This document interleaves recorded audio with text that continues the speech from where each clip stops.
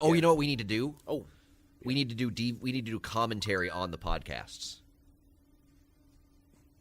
We need to do commentary Oh, on the yeah. audio podcast. Oh, absolutely. Yes. Yeah, commentary, So yeah. how would that happen? Because you'd have to listen to the audio of the podcast. I know, it's great. It's very postmodern. Very meta. Although what we could do, because we've got a tech professional here with us. Oh, you bought somebody? It's supposed to be Patrick's line. I know. I appreciate that Rich knew to fill that gap. Definitely meant to set up It might Patrick be- and Rich, but If I beat people to it, It it hurts works. less. we could do it. Yeah. We could do it on film. There you go. Well, we could do it. It would be like No, it'd be on paper. It would be like R. Kelly's "Trapped in the Closet" DVD. Do you remember that "Trapped in the Closet" song that he had? Yeah. So there's a DVD commentary that's him watching the video. Like the multiple music videos, because it's like chapters, isn't it? Yeah, well, he's like watching the whole thing, but all he does is basically reiterate what he said. He's like, so when I say that there's a midget in the closet, I meant there's a midget in the closet. Hey, welcome back to Even More Mashed Up. We are a podcast coming to you straight from Misericordia University, hosted by two professors who talk about all things pop culture. I'm Alan. And I'm Patrick. And you seemed really unsure about what we do on this show. Well, I wasn't really Two prepared to be professors?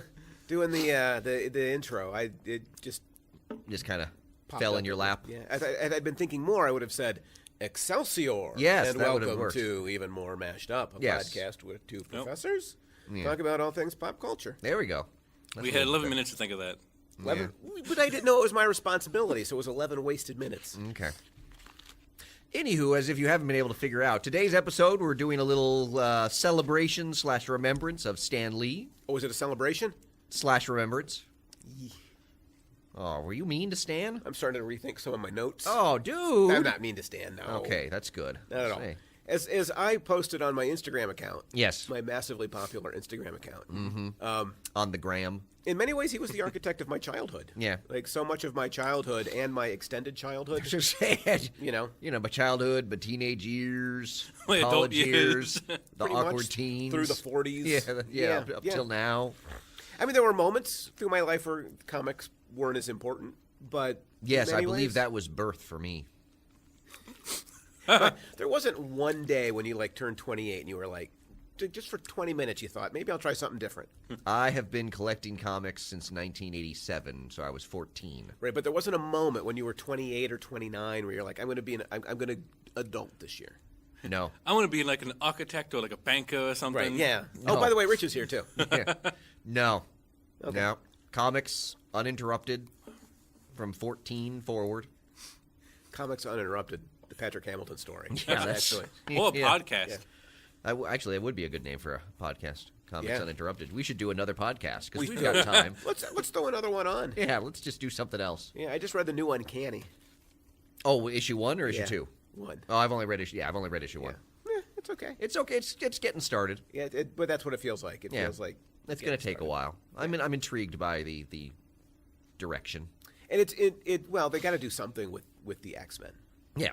Because not unlike the X-Men back in the early 70s, they've kind of hit a place where they're not doing much. Yeah. Yeah, which we may come back to that in our conversation today. Well, I was thinking that Stan Lee was allegedly one of the co-creators of the X-Men. I don't think it's alleged. He was a co-creator of the X-Men. It's a question of to what extent was it Yes. in certain cases. Well, and in that way, Stan Lee's a really kind of interesting. Yeah. One of the things I found really because Yeah. he passed away at the age of 95. 95 years old. And so one of the things I found really interesting is think about he was born in 1922, Okay, let me write this down. Born 1922. lived until 2018, Lived until 2018. and just to kind of think That makes about him 95. yeah, to think about how much the world has changed Yes. in that time. Okay, now I'm interested because you tend to see the 20th century as one undifferentiated block of time. I don't. I know people who do. So, what do you think has changed? Well, I mean, think about it. He lived through the Great Depression. I'm trying to think about it, but you're not giving me anything to think about. Great Depression, Yeah? World War II, You even got those in the right order. which I'm Vietnam. impressed by. Civil Rights Movement, Wow. Feminist Movement, Cold War, like all of that he lived through. Yeah? And then the things that sort of came about over the course of his lifetime that we now take for granted. Toasters? Actually, toasters are in there. I didn't write that one down, but that was in the list. So the electric pop-up toaster did. Yeah, television in Right. 1925. Of course. Movies with sound. And color. With sound. Scotch tape. Color, too. Rich knew something historical. Scotch tape. Kind of world without Scotch tape. 1930. How do you seal your comic book bags? Exactly. Very Horse difficult. glue. Oh, I think it's Well, we just got called to put glue. old Best down. Yeah, oh, That's man. what we used to seal up the bags. I just bought a huge run of back issues. Just dunk the whole bag into the bag. Oh, I'm sorry, Fury. You're... But sorry, Seabiscuit. Wait, you named your horse Fury? No, I was trying to think of a horse name. Seabiscuit. I'm sorry, Secretariat. You could have had a great. The ballpoint pen, invented in Are 1938. you going somewhere with this? Because I don't understand the ballpoint pen. It's a list of stuff Wait, that did not you- exist, Do we need to explain how a ballpoint pen works? or that was invented over the course of Stan Lee's lifetime. Okay. Some Like of them think- seem more significant than others. Well, yeah, the but just ballpoint like pen would be significant to him because it'd be how he might write or Yeah. draw. okay, here's he one: wasn't a drawer. helicopters, Huh. 1939. Okay. Nuclear power, I 1942. was going to say atomic bombs. Microwaves, 1946. Velcro, 1948. For people who are coming to the show hoping to learn something about Stan Lee, this list. Credit cards, 1950. Not for women, though. True. Ah, Transistor radio, I got that reference. Thank you. 1953. Did you get that reference? Was that a reference to something? Wonder Woman. Yeah, throw back to our show. Wait, what? We did a show On way back when. I know that. We do a Well, lot no, of shows. No, where we talked about I forget it what- was Women's History Month, right? yeah, I forget Oh, specific- things that women couldn't have. Yes. Right, and there were people were This- quizzing us, trying to catch That's us with right. gotcha kinds of questions. That's right. Specifically, yeah, I remember there's an And I was issue pretty where- close to when the women could get credit cards. Yeah. Yeah. You know, it was invented in 1959 that did not exist prior to that. Duct tape. Pong. Seat belts. Oh, seatbelts, windshield wipers. I didn't have that one. So, but that just kind of the list of things that A were much invented. changed world. Yes. Seatbelts. Hey, you live longer. Toasters. And ballpoint pens. You should make a list like that for your life. The internet. Yeah, no, there's not as much. Not really as interesting. Yeah. All right.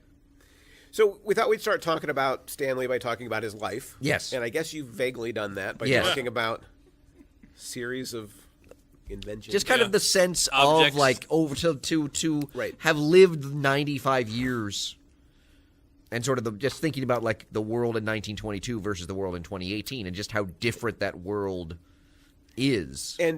but the way in which the superheroes he created, starting in the early '60s, still remain relevant. I guess is kind of an interesting way to spin that. Yeah. That no matter how much the world has changed, the superhero still seems to matter, and maybe matter more today than it has it many times in American Yeah. history. Like Yeah. when have heroes mattered more? You could maybe say they were more significant, around World War II when they were invented. I suppose so, and That maybe might be. maybe that really fertile period of Marvel creation in the early to mid '60s, where Yeah. it was sort of partaking in a countercultural kind of Yeah. movement in a very kind of commodified way. I mean, we shouldn't probably overstate that. Yeah. Yeah. No, we've got So- a book coming out that'll overstate that. That's right. That's the job of the book. Due, by the way, next November. That's right. University of Texas Press. That's all right. new, all different. Yes. History of race and the American superhero. It's going to be a barn burner. Reserve your copies now. That's right. That's right. In that, we'll probably have to burn barns to get paper to print the thing because it's going to be so long. I'm not. That makes sense why in my would head you burn a barn to make paper? because they're Like, made of wood, and then the wood becomes paper. Not if you burn it. But not if you burn it. Do you think is that how you think they make? Yeah, paper? it involves a lot of fire. They cut down trees. They burn logs. That's right. and then paper. the Paper. smoke. It's a good. I like a good smoked paper. Like a good smoked paper. Yeah. See, I was thinking about Stanley in a different way, but kind of like you are, like thinking about sort of the big picture of Stanley's life, because I think like Stanley could teach us a lot about the American immigrant success story, and sort of like the truth of it, but also the way that it sort of hides realities Yeah. in American life. So I immediately started thinking of Gerard Jones and the book Men of Tomorrow, Men of Tomorrow. which is a really terrific book, worth reading, or even The Amazing Adventures of Cavalier and Clay, It's a great book. which I'm just rereading right now because I had nothing else sitting around the house. You could watch Game of Thrones. I could, but not high on Vicky's list. So, but both are trying to kind of connect the immigrant story to the story of the creation of comic books, right? And so, like, remembering Stan Lee gives us a chance to remember an entire generation of ethnic Americans. Oh, yeah. Who really made a tremendous impact on popular culture. Like working in literally the gutters of pop culture, working in what was the most demeaned, insulted, denigrated. Well, and still to this day is denigrated. Fair, I think. Oh, that will change, of course, with the publication of All New, All Different. Though one could hope. One assumes. Although people will start denigrating us instead of comics. Yeah, but if Bill Maher actually comes after us, that would be good. Yeah, he's not going to read our book. That Maybe would be a good we thing. should ask him for a blurb. Oh, it's not too late. I Yeah. think he'd write a good blurb. Yeah, he wrote an intro to a graphic novel, so he clearly loves them. I'm not sure that's true. Yeah. Not sure that's true. But Stan Lee, like, so on the one hand, Stan Lee, I think, is celebrated because he embodies what we like to think of as the American dream. Oh, yeah. Immigrant, comes from a poor background, Pulls himself up by the bootstraps. works his own way up in the world. I mean, okay, so he got a job at Timely, which became Marvel because it was kind of a family connection, but nonetheless, like, once Right. there, He married into the family. right. the Goodmans. He establishes himself, and he rises in the company, and it makes himself. I mean, he's done well financially, although the last years were Well, I mean, apparently not so good. Yeah. But he's also a cultural icon. Yeah, he Like, is. Like everybody knows Stan Lee, even if you Yeah. don't read comic books. no, it's probably fair to say he's kind of, even though he's obviously worked for Marvel, he's kind of the face of comics in general. Right. Yeah, in many ways. Right. When people think about superheroes, they think Yeah. about Yeah, superhero comics, like that's, they think that's about kind Stan of what Lee Stan Lee. and Martha, really. Not so much Martha. No, Martha. Oh, that really only Zack Snyder thinks of Martha. Yeah. Much too much. I should have looked up what Zack Snyder had to say, but I did not. Yeah, I think I did see something. I think it was fairly complimentary. Yeah. So Stan Lee, to get back to my idea, was that like he embodies all the positives of the American dream. But we could also think about Stan Lee as a way to talk about the costs that come with that success too, right? And so I think we're going to later talk about like the issue of credit Yeah. to creators. That there are consequences along the way for Stan Lee and for anybody who kind of makes it that way Yeah. in the world that we don't talk about when we talk about the American dream. Yeah. Like people who feel mistreated, stepped upon, taken advantage of. Yeah. Yeah. Well, I think that's something that Lee, over the course of his life, sort of became more aware of Yeah. than he may have been initially. Right. Right. And it's incredibly complicated, but Yeah. we'll come back to that issue. Well, and also, the idea of we sort of think of Stan Lee in those very sort of iconic terms, Yeah. the face of Marvel and things like that. But he's ultimately a human being that's complicated and messy and made, did things that were good, did things that were not so good. And it doesn't diminish Stan Yeah. Lee's legacy to like think of him as a human being. Yeah, I think I had one of the quotes I had was, Mark Evanier, who was Kirby's art assistant. Okay. He wrote about that, Stan was a very complicated man. On many levels, there were things to admire about him. There were things you had to overlook to respect him sometimes. Yeah. I grew up on his work. I got to know him very well. I liked many, many things about him. He participated in a legendary body of work for which I now see obits that vastly overcredit his participation. But I think that's to be expected at a time when someone like that passes. Yeah. But in the general imagination, there is kind of an association with Stan Lee as sort of the dominant creator. Yeah. Or even the creator of. Mm-hmm. He's the guy that did all the cameos. Yep. In part because he outlived. Yeah, I mean, that's like part, that yeah, entire generation of Yeah.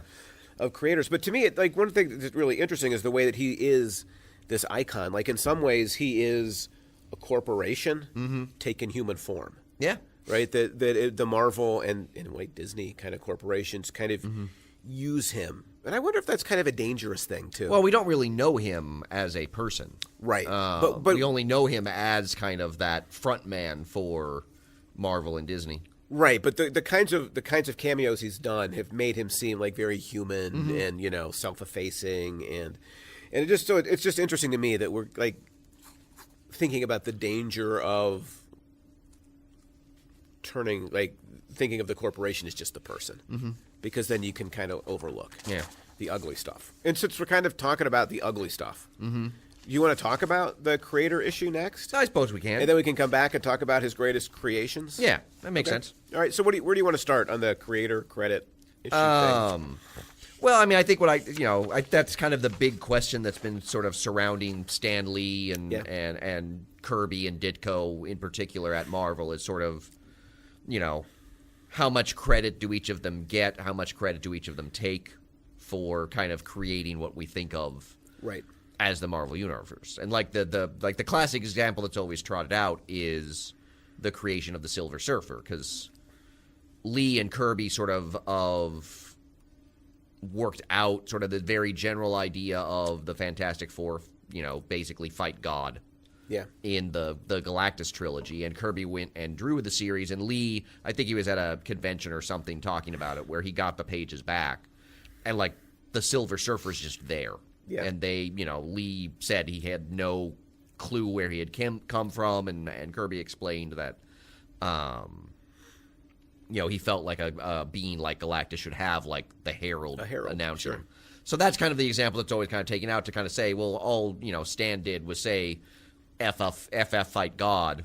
Right. And then Kirby draws the entire story. And if you look at Kirby's art, he very often would have kind of marginal notes explaining to Stan what was going on so that he could script things. Right, absolutely. And Stan always called it the Marvel method. Yes. Right, was that he would come up with an idea, the general idea of the plot, hand it off to the artist, who would then do the entire issue. It would come back and he would script it. Yeah.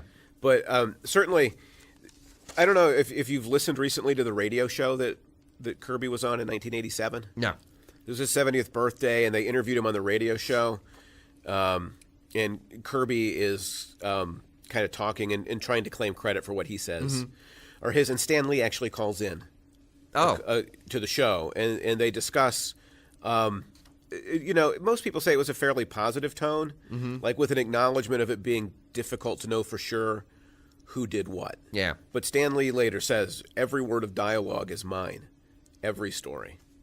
Jack then says, I wrote a few lines myself, and it was the action I was interested in. Yeah. That's what most people kind of talk about. Like some of the stuff I looked at kind of talked about that, Kirby was much more interested in sort of the action and kind of the grand sort of scope of the plot. Right. And Lee was much more, again, as the scripter, and I think if we're going to give Lee credit for something, I think you have to give him credit for the voice of the characters at Marvel. I think it's hard to argue, reading the Fantastic Four dialogue, that it doesn't have Stan Lee in it. Yeah. Right? Given what he's written before and after. Like, Stan Lee always had a certain kind of tone to his prose. Yeah. That I think it seems clearly his. Yeah. Well, and something else I read, I can't remember, it was another person that was in the Marvel bullpen at the time, was talking about how a lot of times Stan and Kirby or Stan and Ditko would just work these things out over the phone. Yeah. Right, because Kirby was working at home, he says. Yeah, and he was listening to them, and like Stan would pitch an idea, and then Kirby would say, oh, that's good, but I want to do it that way. And Stan would say, okay, but what if we do it this way? Yeah. He said it became very clear that neither of them was actually listening to each other. And that they would both just kind of do their own thing. But I think the flip side to the Silver Surfer example is, and I can't remember where I read this. I thought it was on Peter David's blog, but it wasn't. Yeah. It might have been on Kurt Busiek's page, but the Fantastic Four Annual, which was the birth of Franklin Richards. Yeah. Kirby drew it, and there's a panel at the end where you see Ben Grimm is crying. And Kirby, I guess, wrote in the margin that Ben Grimm is crying because he realizes he's never going to be able to have a kid. Okay. And so it kind of brings the tragedy of his situation back to him. Yeah. Lee scripted it as he's got tear of joy because they've given Franklin's middle name as Benjamin. Yeah.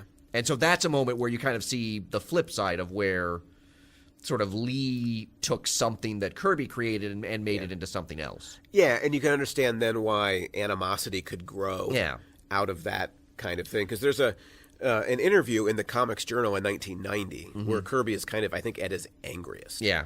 And he says, quote, I've never seen Stan Lee write anything. I used to write the stories just like I used to write the stories just like I always did. Yeah. He later goes on to say, I had to come up with new stuff. I came up with the Fantastic Four. I came up with Thor. I knew the Thor legend very well, and the Hulk, and the X-Men, and the Avengers.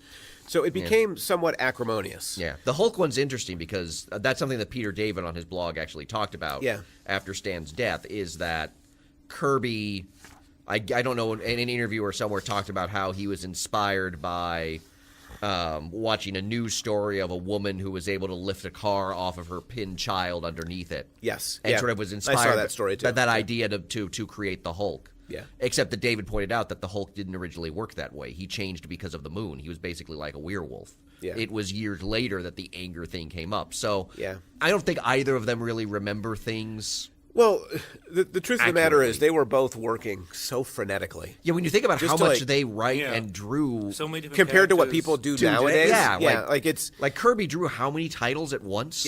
Yeah, and so I think it's and Stan wrote how many titles at once? And it seems like they both mellowed a bit, right? Yeah. On the issue, eventually, but in many ways, like the legacy of that would be the creation of something like Image. Comics many years later, right? Artists feeling like they're not getting ownership and credit enough for the work they do. Yeah. And so, striking off and trying to create a company that is better in that respect. Yeah. Well, and I think the other thing that's interesting, and I think this is true, is that we often talk about, Lee and Kirby, Lee and Ditko, and in some ways that's really what should be given credit, because I think a lot of this comes out of the synergy between them. I agree. That, I mean, if you look at Lee without Kirby, you look at Kirby without Lee, or Ditko without Lee, like nothing they do ever matches what they did together. And I think with a lot of comics, I mean, even like the Byrne Claremont era, right? There's so much in those comics that Byrne and Claremont disagreed on, right? The famous one being Days of Future Past, that Byrne thought was just going to be a one-off, and then in the scripting, Claremont sort of made it so that the world still existed, which angered Byrne. Yeah. And any number of things where the art and the writing sort of jar with each other. But like that creative tension is a good thing, I think is what you're saying. Yeah, I think that's where a lot of this comes out of. It didn't allow any of them to become complacent in what they were doing. Well, but and something that pushing. it's not as easy to break down as just, this was Lee, this was Kirby, is that in some ways what they created can't really be broken down into the sum of its parts. Right. And, maybe, I don't know, because I don't know enough of the story. Maybe Stan Lee could have done more as he was being elevated to this icon status. Yeah, I think that's to make sure that Kirby and Ditko came along with him. Well, and I think when that was pointed out to Stan, he eventually did move more in that direction. But there was a time where I think he was a bit blind. Right. Yeah, I think that's probably fair. Yeah. And, Steve Ditko was a hard guy to pull along with you in public. Yeah. He was not really a guy that wanted. Well, and I think that, and even Kirby to a certain extent, is they didn't have the public persona that Lee had and enjoyed. Right, and there's just something in Stan Lee. Yeah. Like there is this self-promoter in Stan Lee that I don't think Kirby or Ditko had in the same way, or were interested in doing. Right, there was. You said Jack Kirby works from home, so like clearly he didn't even want to come into an office. Yeah, but a lot of them, like Buscema that worked on Avengers with Roy Thomas, lived like 2 hours away, and so a lot of this was done over. Yeah. Well, Kirby said like he loved working at home. He got to hang out with his kids and help raise them during the day. He would work. I at love night. working at home. Yeah, I get way more done at home. Yeah, home is. But I hear what you're saying. Like it just shows. It's one of those things where like I can see somebody not wanting to be out in the public, on a constant basis. There are people who are wired in life to want the spotlight and to really like it shining on them and just them, and there are people who don't really like have that drive. And I don't know, maybe it's unfair to blame Stan Lee if he went for it in ways that Kirby and or Ditko didn't want to go for it. But it is, I think, you can't talk about Stan Lee without talking about sort of the issue of creator credit. One of the things I was really pleased with in a lot of the stuff written about Stan Lee afterwards is there was an acknowledgement of sort of the collaborative nature of his work. Yeah, and I think that's really what, I think the Marvel Universe would be completely different and poorer if it was just Stan Lee and not Lee and Kirby or Lee and Ditko. Oh, I don't think there's any doubt about that. Yeah, like I think that there was just something again about that, and I think that's really true of the great creative teams, is that there is like Austin and Hamilton. Yes, all new, all different. Great creative team. Yes. So here's a question. Yes. So then, which of us is the Stan Lee and which of us is the Kirby? Well, I was going to say is I feel like I'm the Kirby since no one's mentioned me yet. No, you are. It's probably not the inker because that's no, fairly no. important. Yeah. Can't be the color guy either. Or the letterer. No, I'd be like the publisher, like the actual printer. No, you're not the publisher. No way. No. The actual like printing company who puts the comics together. Could Rich be the like the messenger boy? There's a good one. Yes, who, like, that works. Takes our work and puts it in a tube and bikes it over to the. And the volume will go in. Yes, down. yes, that works. Yeah, yes, because that's the worst insult we've ever given to you. That's actually it's the most importance we've ever allowed him. That's where we cross Maybe the that's line, why it hurts the most. And Rich will take no more. That's the line. How dare they call me a messenger? All right, Rich, which one of us is Stan Lee and which one of us is Kirby? Because there's a clear answer to that. I know what your answer is. Oh, I know what your answer is. Are you being honest? Oh, better. I won't answer. I'll let the Magic 8 Ball answer. Okay. All right. So, So is Magic 8 Ball going to answer? So we'll say, We're going to ask it two Patrick questions, not just one. is Patrick Stan Lee? Yeah. 100% you're Stan Lee. Yeah. Oh, and 100% you want to think of yourself as Kirby. See, I actually thought you were going to go for the You other know, we way. don't even need the freaking Magic 8 Ball. We already. What did it say? Hang on, good a second. Oh, for God's sake! You had one job, messenger boy. It has ads, okay? I didn't pay for the version. Yeah, we can't pay for that in the budget. So. Yeah, budget. All right, well, we're waiting. Do you Yeah, want to move on to, like, you wanted to talk about his greatest Outlook creation? not so good. Oh, so I guess I'm not Stan Lee? No. Well, I guess Well, a not follow-up not question. for sure. Not yeah. for So then sure. follow-up question Yeah. then, which... Is Alan Stanley, Yeah. right? That would be fair. That would be fair. Undoubtedly. Oh, Damn yeah. it! I hate the 8 ball. I know someone. I Love love the someone 8 really Ball. wanted to be the artist. No, I'm not the artist. Yeah, you I wanted to just be the I just Kirby. don't need the attention like a core director needs. Oh, I like okay. to work in And he in begins quiet. to spin. Yes, I see how that is. Yes, because I'm the Lord core knows. director. Wee. Yeah, core director is a lot like being the face of Marvel Comics. The face of the core. Yeah. Oh, jeez. Yeah. All right. Anywho, Greatest creations. Yeah. So Comic Book Resources has a top 15 list Oh wait, did I look up CBR? of iconic Stan Lee superheroes. Okay. And I thought I'd ask you, basically asking you if you agree in terms of their ranking, if that's too low or too high. Okay, I have several rankings here. It was hard to find Hawkeye, but he did show up in some of them. He shockingly. Oh, this is the one mine. you picked. Yes. So, all right. So at number 15, Number 15. Fantastic Four. That's too low. That's way too low. Like Fantastic Four might be number 1 given Yeah. the way in which See- it was pioneering. See if you can figure out from the list CBR puts together. It's all about movies today, isn't yeah, it? it is. It's all about That's what the it movies. say. It's yeah. If people There's- movies there's- now, I think Fantastic there's- Four there's- Is that the not list that like- had all the pictures of the heroes from the movies? No. Because there was one I looked at, and it was like all pictures No, of this heroes. was not. I'm like, yeah. But I think I think you're going to be able. There's one in particular that when you see where they are, I think that it All right, drives Fantastic points home. Four is way too low. Way It's too- yeah. probably number 1. They should be definitely up in the Top 5 for yeah, sure. at least the top. Right? 15 is ridiculous. yeah. 14, Daredevil.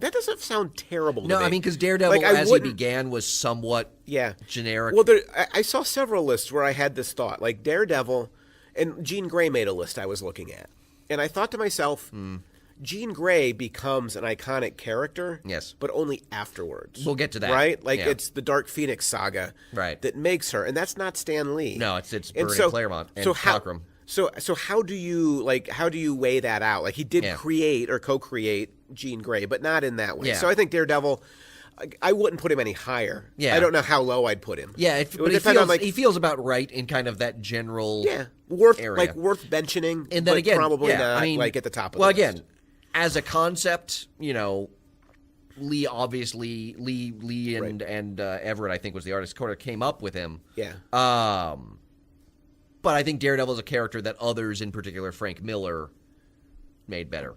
Yeah. So number 13, Yes. Scarlet Witch. Eh.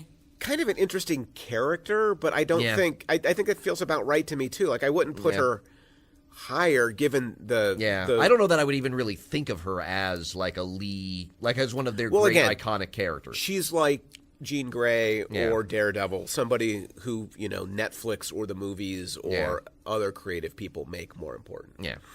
At number 12, yes, The Inhumans. The what? The Inhumans. I have to say, I was never an Inhumans fan. No. So I would definitely have them towards the bottom of the list. Yeah, I mean, as a group... They're sort of like the X-Men. Yeah, well, they were basically a alien race created by the Kree that were hidden away on Earth. I mean, they work really good as guest stars. Yeah. When you try to make them anything more than that, like Marvel has in recent years. See the recent Inhuman series? Yeah, I couldn't even finish that. I finished it, but it was off. But they kind of suck. Yeah, like they're good for like one-off stories every once in a while, but they're not sustained. Black Bolt seems interesting until you hang out with Black Bolt too long, and then you're like, not as interesting as I thought he was going to be. Yeah, exactly. Yeah. Karnak, Gorgon, all like Crystal's the only one that seems to have a life outside of. Yeah. So Lockjaw made one list I looked at, which I thought was really Lockjaw. Weird. Yeah, I thought you said Odd Job. I was like, what? Lockjaw. Number 11, Nick Fury. I'd have him towards the bottom too. Like I don't have a real complaint with that. Yeah. Never my favorite. The Shield never really. Yeah, it never really takes Shield off. is not my favorite of what he and Kirby. Yeah. Even the movie Shield's not that interesting. Yeah. Yeah. At number 10, Black Panther.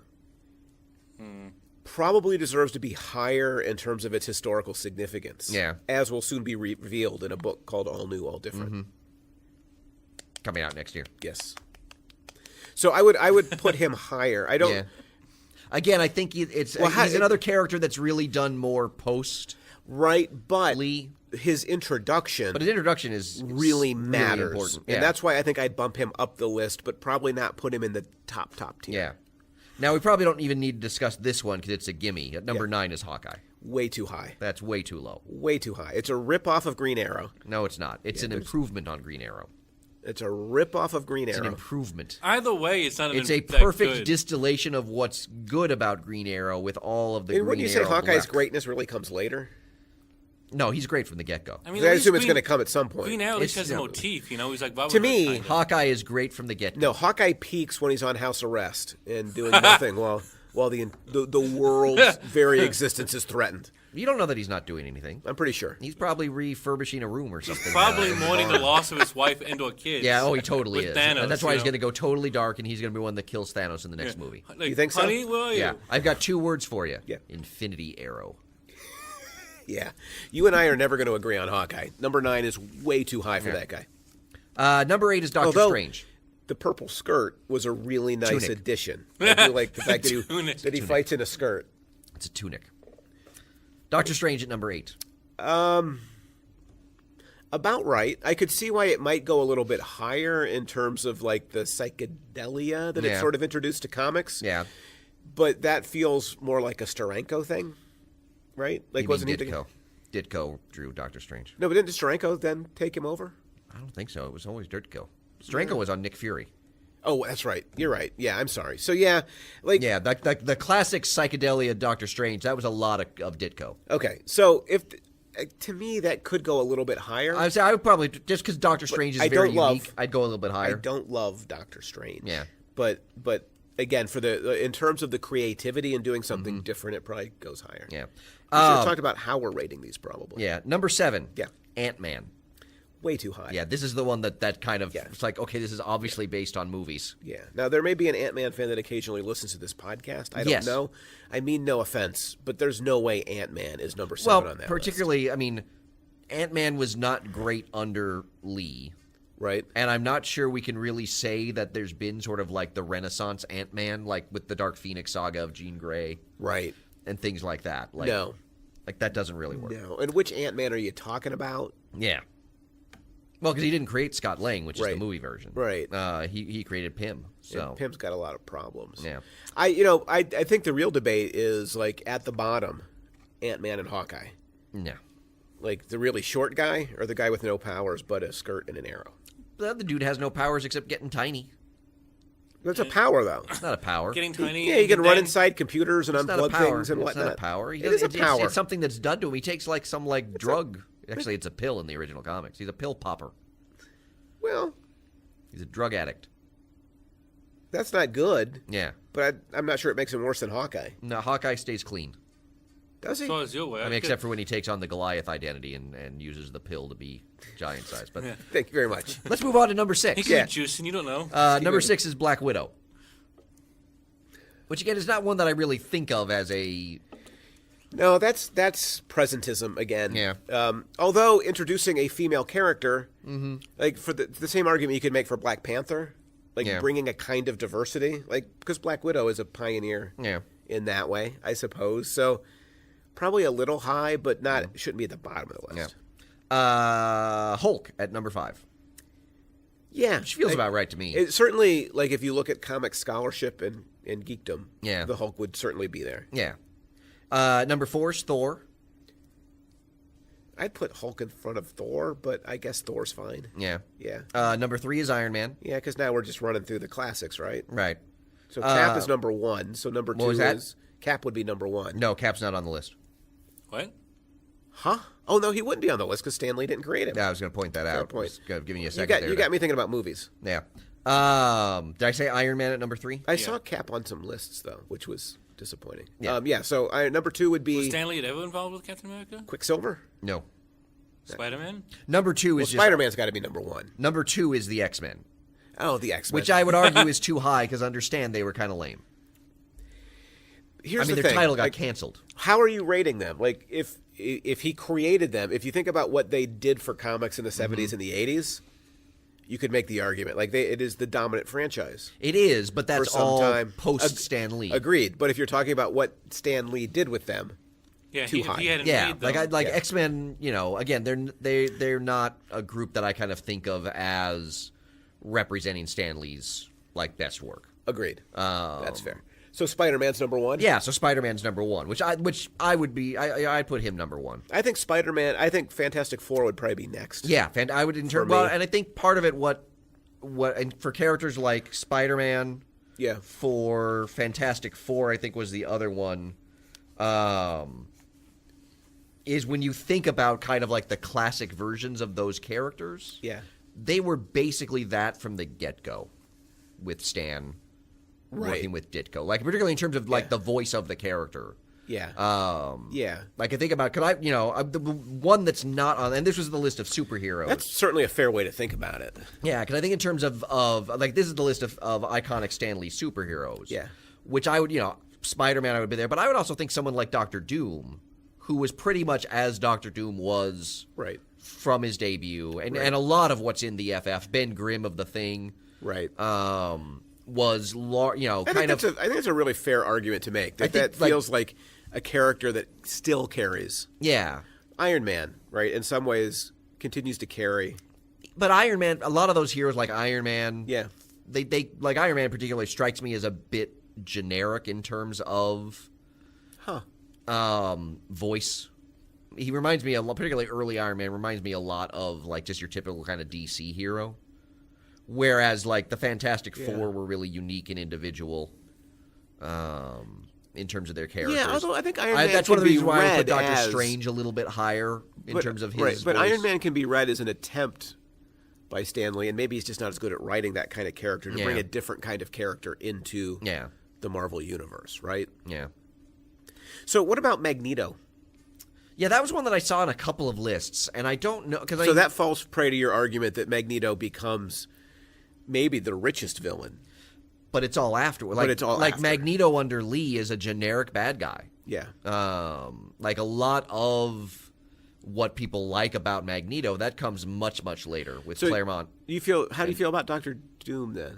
Oh, Doctor Doom, I see You as feel more. I feel like that the essence of Doctor Doom is there. Okay, how about Galactus? Yeah, I mean Galactus is up there as something. Silver Surfer. Yeah, Silver Surfer. That these are ones that, particularly in terms of their voice, because I think that's what we can sort of give Lee credit for. Because as much as Kirby may have done plotting, it doesn't seem like he really played a large role in the scripting. Well, I've seen where he said, like the only work Stan did was fill in the bubbles. Yeah. But that would be the scripting. But that would be the scripting, and that would be their voice. And I think the characters for me that stand out the most as kind of Stan Lee creations or iconic Stan Lee characters are the ones where the voice he gave them is in some ways the voice they still have. And I think that's Spider-Man, that's Ben Grimm, that's Doom. It would be the Human Torch, too. That's largely right? the Fantastic the Four Fantastic in general. Four. Not the Avengers so much, though. No, not the Avengers. None of them. No, well, because they're all borrowed from elsewhere. Right. But, I mean, he was writing some of the elsewhere stuff, too. He was, but I don't really see them as having a great uniqueness. I would argue, but you are clearly the Avengers At least expert, until but around I should issue not. 16, I should not when a step on certain that one. character with a very distinct voice joins. Which would be Hawkeye. Ant-Man? No, Ant-Man was there from the beginning. Don't you know your You Avengers just couldn't history? see him because he was so small. No, it was Ant-Man, Wasp, Thor, and Iron Man, and the Hulk were the Phil original Popper. Avengers. And then Cap came in number 4. It was a huge mistake, right, to have two small people? Well, number one, Wasp was not really considered an official member of the team originally. Well, she was a woman, so. She was there as Ant-Man's girlfriend, so it was not really... Seriously? Yeah, Well, of course. her status on the team is a bit nebulous early on. Yeah. She gets more cemented as a member later on, but in early issues she is in a somewhat quasi unofficial status. So I'm looking at some other lists real quick for names you didn't mention, just to talk about. WhatCulture.com had J. Jonah Jameson. Oh yeah, that's a good one. Yeah. Because that feels, Is it? it feels like a very Stan Lee. Yeah, again, that's a Voiced character whose character. voice was pretty much there from Wait, the Rich beginning. disagrees? I guess adding the question of see that good of a character. His character is iconic, I would say. I say everybody knows Everybody him, knows right? Jonah Jameson and his voice, and Spider-Man's a menace. I mean, he's a bit of a caricature, but he's an enduring caricature. And Stan was great at caricature. Yeah. Okay. So, The Beast. Is that a weird one? Yeah, again, Beast does develop a voice later on. Yes. Particularly when he becomes blue and furry and joins the Avengers and sort of becomes the comic relief guy. Yeah. But that's all well after Stan Lee. I think that's mostly Englehart, actually. Englehart, that guy. How about Loki? Eh. You're going to say the same thing about all these characters, aren't you? No, I'm not. I'm just, yeah. Yeah.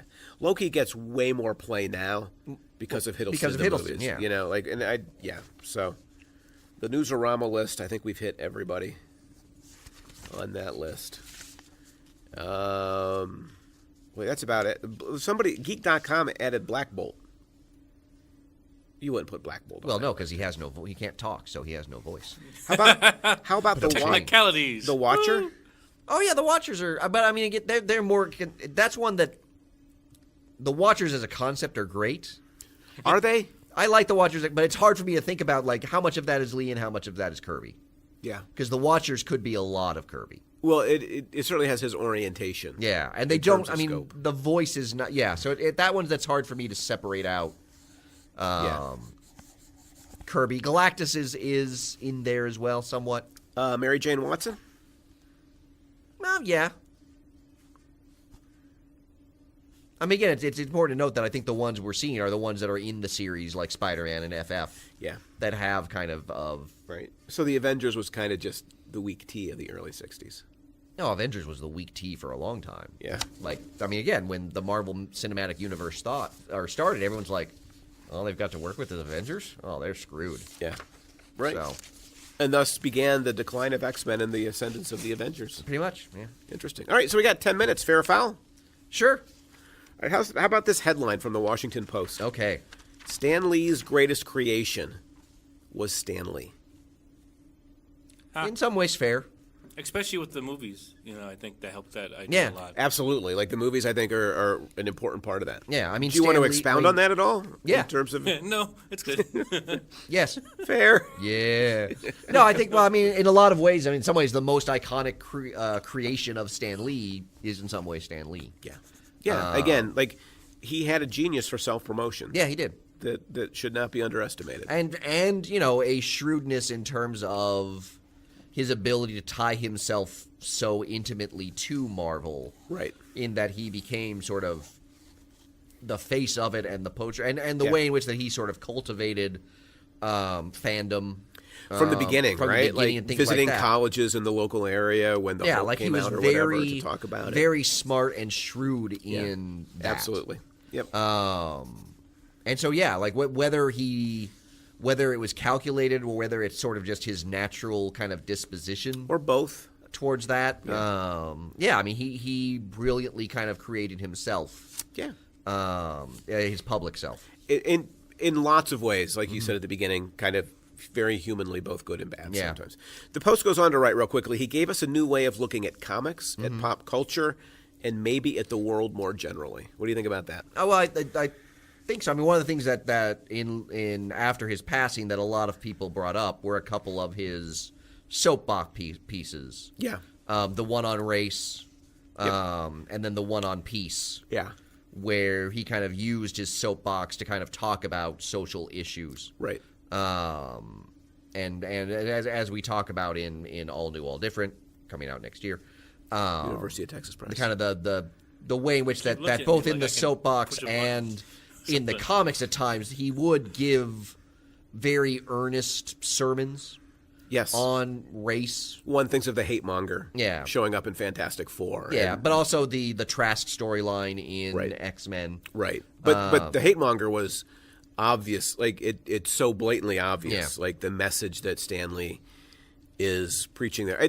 To me, I think it's important to note that Stan Lee understood that comics weren't just kids' things, and that comics, like the pop culture all around us, reflect the world that we live in. Yeah, well, and it's a good thing because we really wouldn't need a issue like the debut of the hate monger to sort of make the point that Nazis are bad today. Right? No, not at all. We've clearly learned that lesson. To make the point that Americans are easily mobilized to hate immigrants and people who aren't white. Yeah, no, that would not be something at all relevant today. Yeah, you could almost do the hate monger story, except it wouldn't be Hitler underneath. Right? Exactly. Yeah. So I've got it's somewhat orange all underneath. Yeah. It's nothing but Cheetos. So I've got a slightly different response to Stan Lee's death. Okay. From Bill Maher. Oh boy! I heard this one, but you should read it anyway. So, quote: the guy who, people might be aware. The guy who created Spider-Man and the Hulk has died, and America is in mourning. Deep, deep mourning for a man who inspired millions to, nice. watch a movie. I guess. Oh boy. Now, I have nothing against comic books. I read them now, and then I was a kid, and then when I was a kid. Sorry, I read them now and then when I was a kid, and I was all out of Hardy Boys. But the assumption everyone had back then, both the adults and the kids, was that comics were for kids, and when you grew up, you moved on to big boy books without the pictures. Like magazines. Yeah, like Playboy that he's been in a whole bunch. Yeah. I think that's really kind of tone deaf, especially for a guy that hosts like a late night talk show. Like, thank you for raising the, elevating the conveation, Bill Maher. Or that movie he made about religion in America. It was not religious. No, it was religiocracy. Religious. Yes. Something like that. Yeah, it was ridiculous and it was not memorable. No.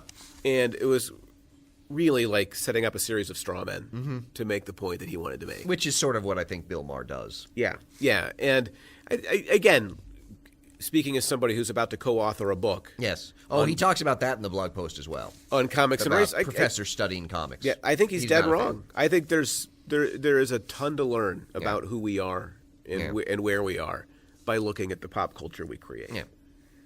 I mean, you could do the same with his show, probably not in ways that he would appreciate. No, I don't think so. Yeah, I think that's really tone deaf and wrong. Yeah, well, and frankly. Again, and just the idea that number one, writing this like the day after he dies is just And number two, the whole he's just so much smarter than the rest of us, right? Like any of us who have any interest in this, academic or otherwise. Yeah. Well, his ultimate argument is complete morons. Yeah. Well, I don't have it in here, but his closing point is that. It's not surprising then that a world of adults who read comics would elect someone like Trump.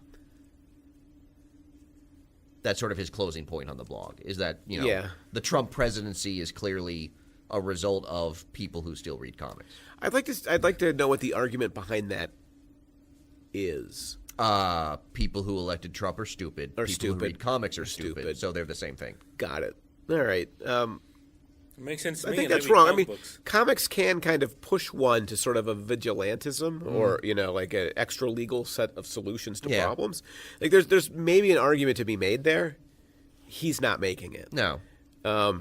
And so I'd have to mark that as foul. Yeah. I don't think that's a fair kind of comment to make. Yeah. So. Let me see. I've got another one for you. Oh, good. How are we doing? From Vulture. We've got like a couple of minutes. Okay, good. We'll probably want to start our closing soon. Yes. His legacy, maybe we can end on this one. His legacy will have asterisks, yes, but he gave more than he took. He was an American original, boldly facing the future when others would have slunk into more mere ruminations about the past. I may not always have been right, he wrote in Excelsior, but I never argued with my own decisions. There will always be more to discuss about Stan Lee, but for now, let us say, enough said.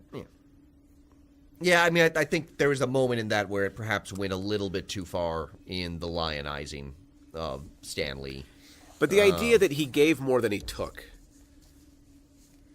was an interesting one to me. What was that? An interesting idea to me. It is. I mean, I have sort of, I mean, it's hard for me to sort of equate and sort of balance out, you know, his role in creating, to whatever extent it was, in creating the Marvel Universe versus, you know, and kind of thinking about the way some of his actions may have detracted from his fellow creators, right? You know, literally or figuratively. It's hard for me to kind of balance those scales. I don't think those are something. I don't think that he created the Marvel Universe necessarily wipes away the slate of how unintentionally or intentionally he may have at some point denigrated the contributions of Kirby and Ditko. And what's interesting about Lee, I think, is that he's the one creator that sort of gets on the other side of the business. Mm-hmm. When you think about the early creators, Siegel and Schuster generally get screwed. Oh, yeah. Well, I mean, the general pattern of comics creators early on is getting screwed. Right. It's all, you know, piecework. It's all owned in total by the company and not by... And Cavalier and Clay does a great job of sort of like humanizing that, like what it means to somebody who creates and has it ripped away from them. Stan Lee, I think, you know, might get even a little more upset from the people who got left behind because he somehow managed to cross that divide. Well, to become a company man. And by, you know, at least in part marrying into the company. Yeah. That so I have a hard time like just kind of equating those. I don't think you can say one balances out the other. I think you have to say that they're both there. And it's okay that he gave to comics and he took. It's okay to say that about Stan Lee. Yeah. Because he's human. And whose work transformed, really, in many ways, the world in which we live. Yeah. Now, particularly in the last, 10 years, thinking about the Marvel sort of universe, and in some ways, that's the nice thing is that he did live long enough to kind of see the characters he helped create, become maybe even more sort of a part of the national conscious. Than he even could have imagined. No, I agree. Back then? Way back when he lamented that Bob Kane had passed away. Yeah. Because Bob Kane had always given him a hard time that Batman had made it on the big screen is like a blockbuster, and Marvel never had. Yeah. And so it is nice that he had a chance to do that. When you think about because prior to the MCU, I would really say probably the only Marvel character that's on that level of Batman, Superman is Spider-Man. Yeah, agreed. Like, that everybody knows. Right. And now there's more than you can name. Well, you could name them. I could name them. Yeah. Do you want me to name them? Nobody wants to name them. I'm not sure that's the best ending. See, I thought you were going somewhere else, and that there's more than you could name, and thus we should get rid of ones like Hawkeye. I could do that. Yeah, agreed. Yes. All right, there we go. He's gone. But Hawkeye's awesome. No, he's number 9 on CBR's list. But he's not number 9 on Even More Mashed Up's list. No, because he's number 1. Last. He's number 1. He's number 1. Last. Do we want to bring this up with the Magic 8-Ball? Yeah. No, let's not ask the Magic 8-Ball that question. Yeah, do you want to wish Hawkeye? No, I don't know if I could do that. Like I have to go the rest of my lifetime. Let's just not denigrating Hawkeye. Yeah, let's not do the Russian. Let's not do the I can Russian admit roulette. I'm the Stan Lee of this podcast, but I can't admit. Yeah, let's not. That's too. I will not accept. That's too much mutually assured destruction. The stakes are too high. Yes, there comes a point when we have to just glance away. There are questions we don't want answered. Yeah. I do want it answered, but only the right way. Yeah, exactly. Because if it was the right way, and I'm not willing to take the risk of the wrong way. oh, let's be That would honest. end If the podcast. if the 8-ball went against Hawkeye, you it would would be the end of the 8-ball. no, you would throw a huge temper It tantrum. would be the end of the 8-ball. You would smash Rich's phone. Yes. No. And then you would say that the pact that we had created to always obey the 8-ball was null and void. Exactly. Like my and you option would to do null something avoid very things, similar. like- Yes. You might not break his phone, but you would do something very similar if it said Hawkeye was awesome. Wait, so how did that used to work when Rich could? When which agreed with one of us, we were automatically wrong.